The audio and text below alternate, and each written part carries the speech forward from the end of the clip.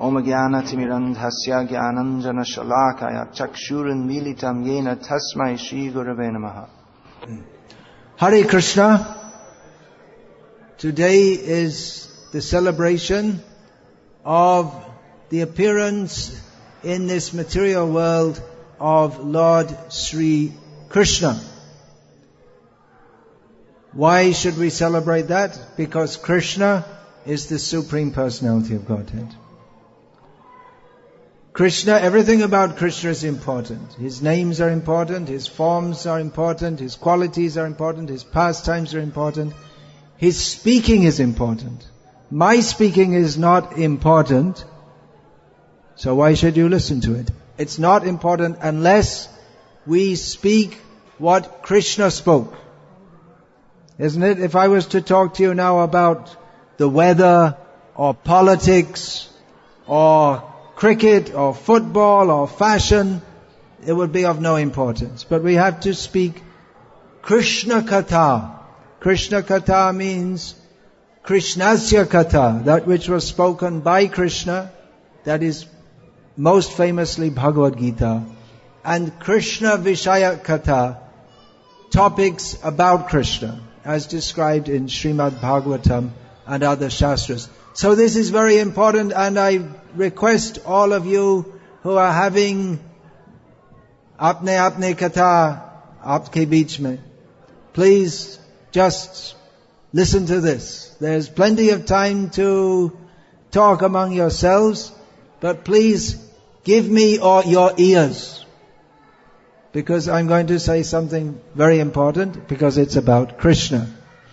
Also, please turn off your cell phones and just try and listen. How should you listen? Well, I'm going to speak what Krishna spoke in Bhagavad Gita, so please try to hear as Arjuna heard. How did Arjuna hear? He heard very, very carefully, because he felt that he was in a very difficult situation. So Krishna spoke Bhagavad Gita to Arjuna because Arjuna was in a very difficult situation. Arjuna wanted to get a solution to that problem. But through Arjuna, Krishna informed everyone in this world that we are all in a very difficult situation. Due to Maya, or Krishna's illusory potency, we think that we are very comfortable and happy in this material world. That is a big illusion. In Bhagavad Gita, Krishna teaches everything. Everything about science, psychology, sociology, economics, politics. Everything. You may think, well, really? But Bhagavad Gita is only 700 verses. So how is it that Krishna teaches all? If you want to learn about political science, you have to go to the university, and an introductory course takes 3 or 4 years. So how did Krishna, speaking in about 1 hour in Bhagavad Gita, speak everything about politics, everything about sociology, everything about biology, chemistry, mathematics, everything? Hindi, please. I'm told Hindi, please. I'll speak in English for some time and then in Hindi. Is that alright? Because there are non-Hindi speakers here also. So, is that alright? Permission? So, Krishna, he spoke everything about everything. There are 2 words in Bhagavad Gita which describes the whole material world. Past, present, and future. Summarizes everything. Those 2 words are Dukhalayam Ashashvatam. This material world is a place of misery, and everything here is temporary. So that's it. You got history, geography, science, politics, everything is summed up in 2 words. Dukhalayam Ashashvatam. Everything here is miserable, everything is temporary. Generally people think Bhagavad Gita is some Hindu philosophy. But Krishna didn't say, Arjuna, I'm going to teach you Hinduism. going to put you in the Bajrang Dal or something like this. Krishna spoke to Arjuna knowledge that pertains to every living being.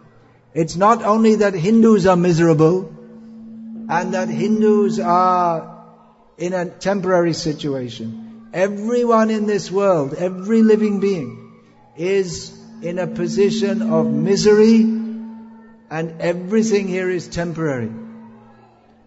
Nothing will stay. So Arjuna, he thought he had a problem, that he had to fight, he didn't want to fight. But we all have a problem. Many people come to me and say, Swamiji, I have a problem. I have one problem. I tell them, you're very fortunate if you only have one problem, because most people have many, many, many problems. But most people don't even understand what their real problem is. The real problem is that we think our problem is the neighbor next door, or the boss, or our wife, or our husband, or our back, or our motions, no clear motions. We think that the problem is David Cameron. We are mistaken in thinking we all have problems, but we don't know what our real problem is. Our real problem is that we do not know who we really are, and therefore we are suffering in this world, birth after birth after birth. Every birth we get, we think, I am this body, this is me. But the body, like everything else, is temporary. Then we go to another body, according to what we do in this life, the consciousness we develop. We go to another body. All this is described in Bhagavad Gita. Yang yang vapi smran bhavam tyajante kalevaram tam tam evaiti kaunteya sada tad bhavita bhavitaha. According to the consciousness we develop in this life, we will get another birth. But if we develop consciousness of Krishna, that is called Krishna consciousness, then the result is, as Krishna says in Bhagavad Gita, and this is directly relevant to Janmashtami, Krishna's birthday. Krishna says, Janma karma chame divyam evang yo veti tatvataha tyaktva dehang punar janma naiti mam eti sorjana. This is Janmashtami. Janma means, today is Janmashtami. Janma means birth, and Ashtami means the 8th day. So this is the 8th day of in the dark fortnight, of the fortnight of the waning moon in the month of Bhadra. So Janma, Krishna Janmashtami. So many people are born every day. But this is called Janmashtami because Krishna's Janma, his birth, is very different to that of everyone else. And Krishna said, I just said this verse, Janma karma chame divyam. Krishna says that my janma and my karma, my birth and my activities, they are divya. Divya means beyond this condition of this material world, transcendental. Krishna says, Evang yo veti tatvataha. One who understands this properly. Tyaktva deham, on giving up this body, punar janma na. They do not take birth again. Mameti sorjuna. They come to me. So for us who are stuck in this cycle of birth and death, punarapi jananam, punarapi maranam, punarapi janani jatare shayanam. This is our present condition. We're in this material world. Again and again we're getting born. Again and again we're dying. It is not a good condition to be in. But due to Maya, we are thinking, well, now I'm comfortable. We are not comfortable. We're as comfortable as someone sitting on a comfortable sofa, waiting to be called to the firing squad. That is how comfortable we are. Death is ahead of all. But we can be free from the miseries, as Krishna describes in Bhagavad Gita. What are the miseries of this world? Janma, mrityu, jara, vyadhi. We're born, we die, in between we suffer old age and death. We can be free from this simply by understanding that Krishna is a person, but He's not a person like us. He is the Supreme Person. As again He states in Bhagavad Gita, Paramam Purusham Divyam. You may have heard Srila Prabhupada described Krishna as the Supreme Personality of Godhead. This directly derives from this statement of Krishna in Bhagavad Gita, Paramam Purusham Divyam Yati Partha Anuchintayam. He is that supreme divine person upon whom we should always meditate. So Krishna is the Supreme Personality of Godhead. That sounds like a very long way to say God. Why not just say God? Srila Prabhupada would say the Supreme Personality of Godhead. Why? If we say God, there are so many ideas. If we say God, people will think what they think. So many different ideas. Some people say, this is God, someone else is God. Someone will say, I am God, even though they can't even control. When they have to run to the toilet for letting out yesterday's lunch, they can't control even their There's passing stool and urine. But they think, I am God. This is illusion. Or they invent some God. India has invented so many. The real God has come to India. Krishna comes, Rama comes, Chaitanya Mahaprabhu comes. But in the modern age, Indian people are so foolish and unfortunate that they invent different gods. Someone who can make some ashes, some useless little tricks. And they say, this is God. So there are so many misconceptions connected with the word God. Srila Prabhupada used the term Supreme Personality of Godhead, which makes it clear, first of all, that He is a personality. There's a very wrong idea that the Supreme is not personal. That liberation means to merge into some undefined, undefinable light. Brahma Jyoti mein leen ho jana, as they say. But the Supreme is the Supreme Person. Very simple logic, as we learn from Srila Prabhupada, that we are persons. We perceive we are persons. And everything comes from the Supreme. So, if the Supreme is not a person, that means we are something more than the Supreme. How is it possible? The Supreme is the Supreme Personality. God is the Supreme Personality. But He's not a person like us. We are limited in all respects. We can't see, our ability to see is limited, all our senses are limited. Our ability to think, our intelligence is limited. We're confined to this little planet. We can't go beyond. We can't fly in the air without the help of some airplane or something. In so many ways we're limited. We are controlled. But Krishna is a person, but He's a completely different kind of person because He has all knowledge. He sees everything. Even though He's a person, He's also everywhere. As a person, we can only be in one place at one time. But Krishna is person and simultaneously present everywhere. So these points are to be understood about Krishna. Krishna says, Janma karma cha me divyam evang yo veti tatvataha. Who can understand fully and properly, Krishna says, that my appearance in this world and my activities, they are divine, they are not ordinary. Such a person is liberated from this world and goes to Krishna. But it's not such an easy thing to understand.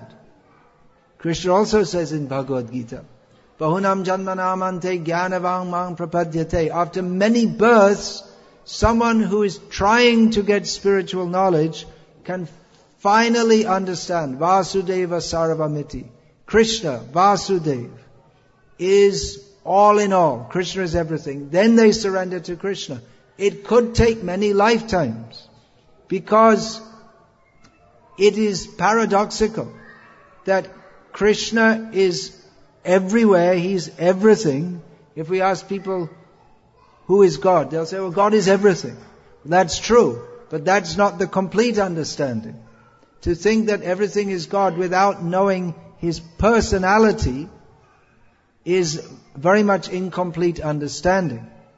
So it's paradoxical, because Krishna, His name is Vasudeva. This is one of the many, many names of Krishna. That's another thing. People often say, God has no name. That's true in one sense. He doesn't have any ordinary name. But He has many names because He has unlimited qualities. So one name of Krishna is Vasudev. One meaning of the name Vasudev is that He's everywhere. His Vasa, His residence is everywhere. But another meaning is the son of Vasudeva. So Krishna appears on Janmashtami as the son of Vasudeva and Devaki. So if you think, well, He's the son of Vasudeva, then how can He be everything? Because if a person means they're only something, only one body, not everything. So it's very difficult to understand this. But how can it be understood? By Krishna's mercy. It's not something... We can't put God to some scientific tests. Nowadays there's, especially in England, there's this Richard Dawkins, science. We believe in science. We didn't find God in an test tube. We didn't find Him in a microscope. We didn't find Him in a telescope. So there's no God. A very foolish conclusion. Because Janma Karma Chame Divyam, Bhagavan, the Supreme Personality of Godhead, Krishna, He's transcendental. That means He is beyond the material condition. By definition, God is spiritual. That means that we can't find Him by any material means. The very endeavor to try to define God by any material means is self-defeating, because He is fully spiritual. That means He is avang manasa gochara. He is beyond the power of our words to describe Him. He's beyond the power of our intelligence to understand Him. But still we can understand Him to some extent by His mercy. To what extent? We can understand Him as much as He describes Himself in Bhagavad Gita. At least that much. Therefore, I request you please take this Bhagavad Gita and study it. Many of you will be coming to this festival. It's for you maybe a cultural, religious festival. Many of you are present here mostly from a Hindu background. So there's a feeling that, well, we're Hindus, so Krishna, okay. And if you're Christian, then there's Jesus. And if you are Muslim, then there's Allah. And we say Krishna. That's some kind of sentiment. That is a pious sentiment. But it's not enough simply to think, oh, okay, we're Hindus and we chant Hare Krishna. Or we celebrate Janmashtami. Try to understand what are Krishna's teachings. Actually, even if we think we are a Hindu, that's one form of Maya or illusion. Because at the present time you are born in a Hindu family, and therefore you think I'm a Hindu. And the next life you could be born in a Muslim family, and then you think I'm a Muslim. But Bhagavan, He's not Hindu or Muslim or Christian or atheist. Definitely not atheist. We make these designations. And just to say, Garv se kaho hum Hindu hai, it's meaningless. Actually it should be Sharam se kaho, because that means that out of shame, we should say. Because even the Muslims, they study the Quran, and the Christians, at least some of them, study the Bible. But most Hindus don't even know one verse from Bhagavad Gita, or they know maybe one. Yada yada hi dharmasya glane bhavati bharata abhutanam adharmasya tadatmanam srijami aham. So you should know, what is this knowledge Why are so many people all over the world taking to Krishna consciousness who are not born in a Hindu family? There may be many reasons for that, but a principal reason is because in the modern age, people, they're not confined to one culture. You have access to all kinds of knowledge in all different fields.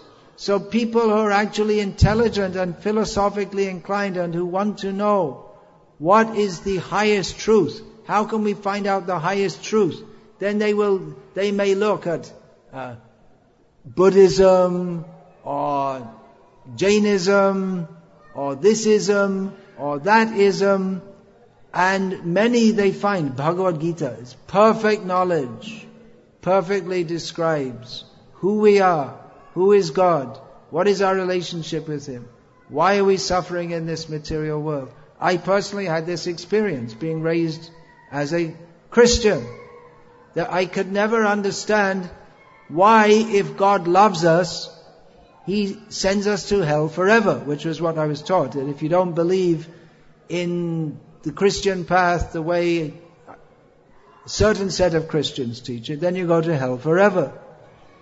And I was raised in a Catholic family, and the Catholics say you have to be a Catholic. Otherwise, it's not even enough to be a Christian, you have to be a Catholic. Because if you're a Protestant, you also burn in hell forever. And the Protestants say, if you're a Catholic, you burn in hell forever. And the Muslims say that you have to be Muslim, otherwise you burn in hell forever. And I'm sitting here thinking, well, first of all, I'm not sure if I even want to see a God who sends people to burn in hell forever. Maybe it's better to go to hell rather than, sounds like a very cruel person. And there's no intelligent way to understand whether to be a Christian or a Muslim, because they just say ours is the only way, just to believe it. So when I heard about reincarnation, that God gives us many chances, I thought, oh, that makes sense. And also in Bhagavad Gita, Krishna doesn't just tell Arjuna, listen Arjuna, I'm God, believe in me and shut up. He doesn't say that. Krishna teaches Arjuna. He tries to get Arjuna to understand. Krishna teaches Arjuna, he treats him as an illusioned but intelligent person. Krishna speaks to our intelligence. He teaches us why we're in this material world.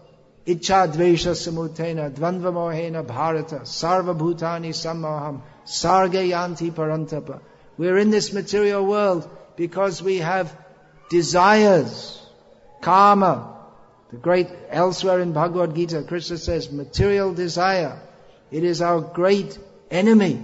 So because of material desires, and because of dvesha, ichha, dvesha, because of animosity, first of all to Krishna, we don't agree to serve Krishna. Therefore, we become in this situation of illusion, in which we think in terms of I, me and mine. We think I am important. My country is important. My religion is important, without any proper knowledge of God. I, me and mine. And in this way, we have friends and enemies. Duality. So we are born again and again and again and again because of this illusion. Krishna teaches us what is the actual situation. That we are not the body. The body is temporary, but I am eternal. The body is made of chemicals. I am not chemicals. I am not a combination of carbon, hydrogen, oxygen and so many chemicals. I am a spiritual being. And when the body dies, I will continue to exist. As long as I identify with the body, then I will have to get another body, and another body, and another body, and it goes on and on and on. This human life is the opportunity to understand these points, to dedicate ourselves to Krishna, and to come out of this cycle of birth and death. As Krishna says elsewhere, not in Bhagavad Gita. This is in from the Uddhava Gita, which is in Srimad Bhagavatam. Krishna says this most important instruction. Now I thank you for listening carefully. Now listen more carefully. This is the most important instruction that you can ever hear. Doesn't matter. All the universities, they're all talking so many things. In one verse, Krishna gives the most important instruction to every human being. Here it is. Labdva sudurlabhamidang bahusambhavante manusham artadam anityam apiha dhira turnam yatetanapatedanam mrityayavan nishrayasaya vishaya kalu sarvata syat. Krishna says that this human form of life doesn't last very long. But now we have got it. Whoever can understand what I'm saying now, which is repeating what Krishna said, whoever can understand this means they're in human form. It won't last very long. But it is very important. Human life is very important. Why? Because in human life we have the opportunity to get free from birth and death. It's not possible in any other birth. Therefore, Krishna says, before we die again, we're dying again and again and again, before we relinquish this human body, we should do whatever is required now so that we don't have to get another body. And if we think, well, let me just enjoy myself in this world, we should consider that enjoyment, sense enjoyment, that is available in every species of life. But only in the human form of life is this opportunity available. So we should take it very seriously. Did anyone tell you this? Do your parents, when you're children, did they tell you this? Did your teachers at school tell you this? They don't tell you this. Everyone is ignorant. This is knowledge. So please take this very seriously. Study, we have these books, Bhagavad Gita, as it is, without wrong interpretation, clear understanding. Take this knowledge, apply it in your life. It's not difficult to apply. In this Kali Yuga, everyone is especially, what are the symptoms of Kali Yuga? Prayanalpayasha sabhyat, kalavasmin yuge janaha, mandasu mandamatiyo manda bhagyahi upadrutaha. The symptoms of Kali Yuga are that in this age people have short lives. People previously used to live 1,000 years, 10,000 years, 100,000 years. They have short lives. They're unlucky. They're foolish. These are all the symptoms of Kali Yuga. Bad mentality. And the most prominent symptom of Kali Yuga is that everyone's mind is always disturbed. So it's very difficult to be very spiritual in Kali Yuga because the whole atmosphere is very polluted. Polluted means kam, krodh, lobh, moha, mada, matsaya. Lust, greed, anger, illusion, envy, pride. This permeates, all these bad qualities permeate every aspect of life in the modern world. So Krishna, who came 5,100 something years ago, he came again 500, little over 500 years ago as Chaitanya Mahaprabhu and gave an easy process of sadhana, which is based on chanting the holy names of Krishna, the Mahamantra, Hare Krishna, Krishna Krishna, Hare Hare, Hare Rama, Rama Rama, Hare Hare. So please take to this chanting, and this will be your spiritual birth. If you take this spiritual birth, then you will no longer have to take a material birth. It's also my birthday today. I'm 40 years old. Yes, I took initiation from Srila Prabhupada on this day 40 years ago. So by Srila Prabhupada's mercy, we should no longer have to take birth again in this material world. That is the greatest gift. Greatest gift anyone can give is the gift of love of Krishna. knowledge of Krishna's teachings by which we can get free from birth and death. So Srila Prabhupada gave us this knowledge, and he asked us to give this knowledge to others also. So please don't just take this as a social, religious get-together. Take this Bhagavad Gita, take the Srimad Bhagavatam, take these books, and live your life in Krishna consciousness. You don't have to take this cloth. You can also practice Krishna consciousness in family life. When Krishna spoke Bhagavad Gita to Arjuna, he wasn't a sannyasi. He had famously 16,108 wives. So he was very expert in family life. And Arjuna was also married. One of his wives, he had more than one wife, was Subhadra, who's Krishna's sister, whose birthday is also today. So Arjuna, he wanted to take sannyas, and Krishna told him, no, don't take sannyas. Not officially. But by dedicating yourself to Krishna, mat karma krin mat paramo, you make your work centered on me, make me the center of your life. So one may be a sannyasi, one may be grihasti, in whatever situation. Chant Hare Krishna, and we'll see. If a child is born, we see after 1 year how much they've grown. So let us see next year how much you've grown in Krishna consciousness by chanting Hare Krishna and dedicating your life to Krishna. How to control Vasana and Kamana. Vasana and Kamana, how to control, this topic is discussed in Bhagavad Gita,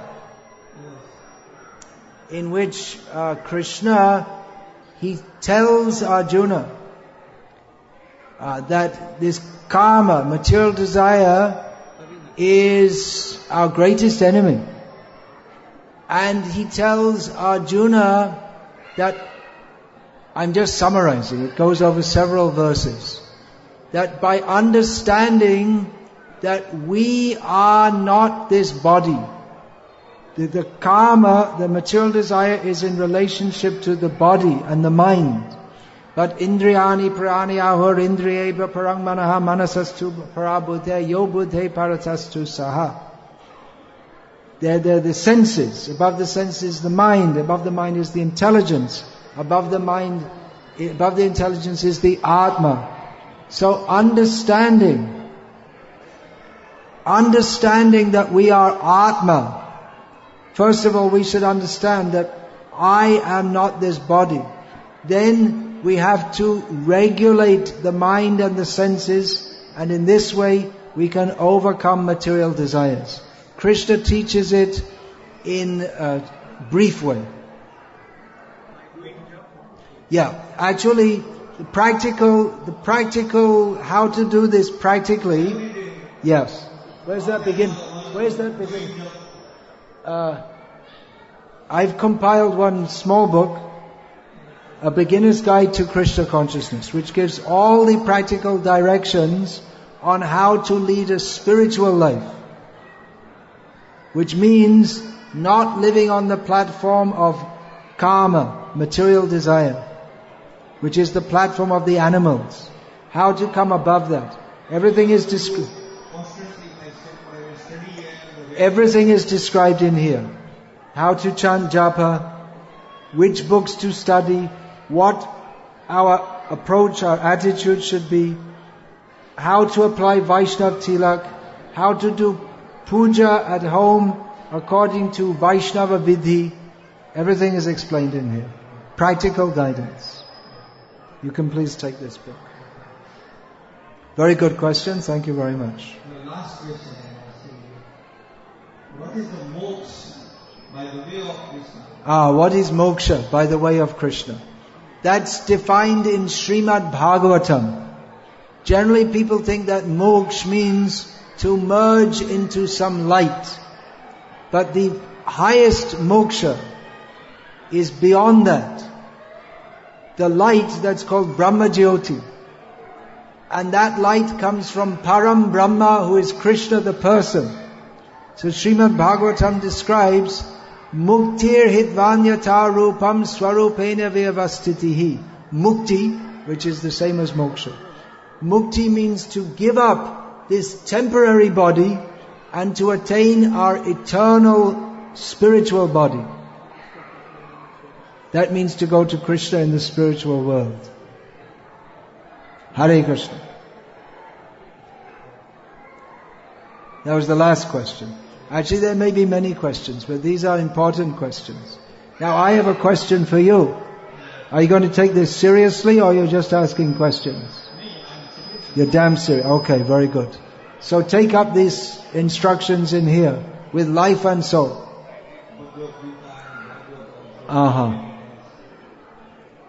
You have to. Alright, I'll give you another verse. Jnane prayasamudapasya namanta eva jivanti sanmukharitam bhavadi avartam sthane stita shurikatang tanuvang manobhe ye prayasam jitatitopi apitaistri lokya. This means that instead of thinking I know a lot, jnane prayasam udapasya, give up this attitude I know a lot and become humble. And dedicate one's life to hearing about Krishna from people who know Krishna. Dedicate our life fully, mind, body and words in Krishna's service. In this way we can attain to Krishna. If we think we know a lot, we don't really know anything. So humility is required also. Hare Krishna. More questions? Okay, we have. You can hold the mic now. I see, okay. One of my non-Hindu friends asked me a question.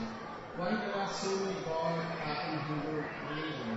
Why are there so many gods in Hindu religion? Well, the first thing is, what is this Hindu religion?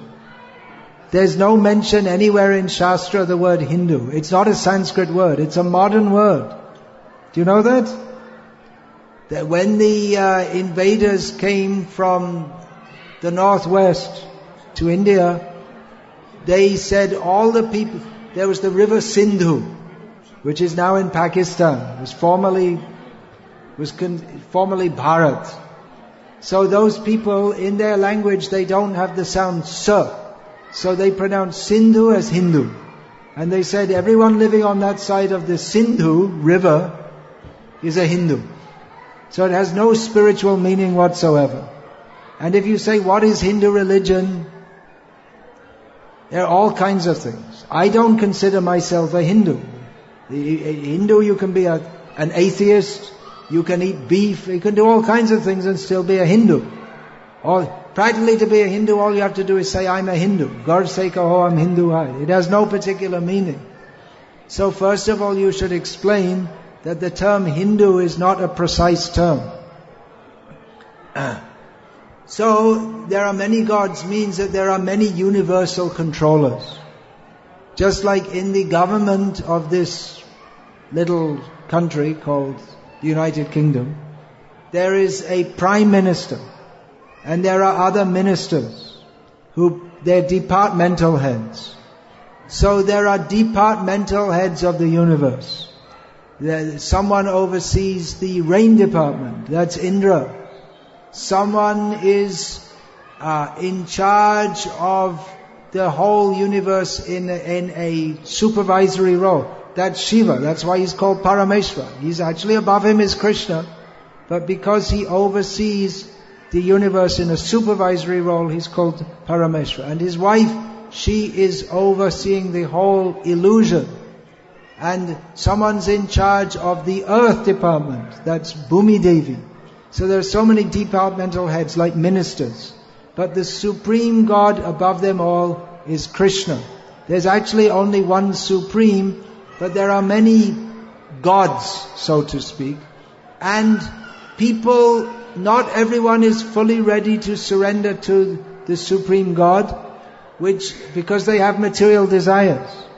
So they're advised to worship different demigods, so that they may at least adopt the attitude of worship, so they don't become completely out of religion.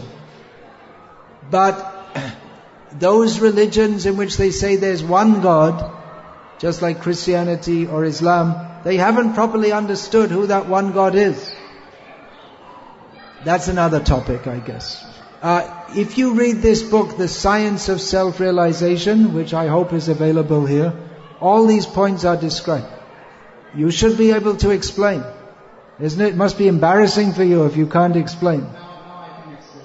Yeah, but if you read that will become better. So many Hindus in India being converted to Islam because someone called Dr. Zakir Naik and his followers come along and they don't actually know what is the proper philosophy of Sanatana Dharma. But the Hindus know less, and so they speak in such a way that they convince them that you don't really know anything.